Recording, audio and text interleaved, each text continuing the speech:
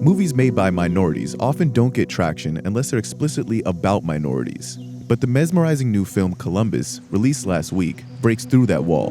I don't know shit about architecture or care. I don't believe you. It's true. I'm just like everyone here.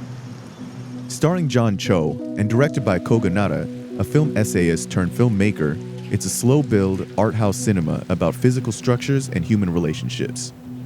Like the church, banks in the U.S. did not look like this in 1954. Columbus, Indiana isn't a popular film location. It's actually now best known as the hometown of Mike Pence, but it's also home to a lot of beautiful architecture. Kogonada said when he visited the town, it made him want to make a film there. Why Columbus? There's something really about this town that felt worthy to explore. I wanted to put it in relationship to the human story of our own struggle with absence. How do we deal with this larger question of meaning when we are separated? And when you lose someone, presence becomes something deeper. But you can also see that in architecture. You know, architecture is the structuring of emptiness. The Asian concept that there is meaning in emptiness. And in the Western culture, I think there's a desire to run away from it, to ignore it, to fill the spaces. But there's something that's both true and beautiful about emptiness.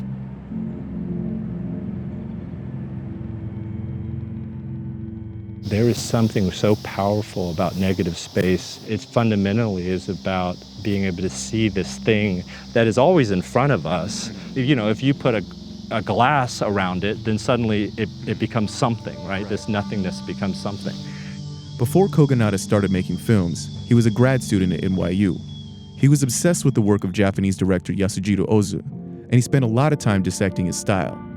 There's more than a few shots where I can kind of feel influence of somebody like Ozu in your film. Yeah, I feel like he is a real modernist, but really trying to offer like a way of being in this modern world. And so I really felt like he was aesthetically onto something about like trying to present time and being in a certain way. And so it wasn't just to try to replicate it, but to try to pursue the same thing he was pursuing in cinema.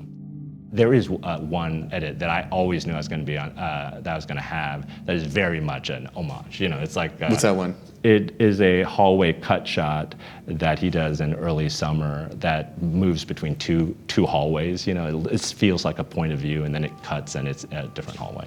I always loved that shot. Yeah, so I think when I was writing that, I was like, oh, this will be a sort of Ozu moment. Actually, I'll take one if you don't mind. John Cho is the leading man in Kogonada's Columbus.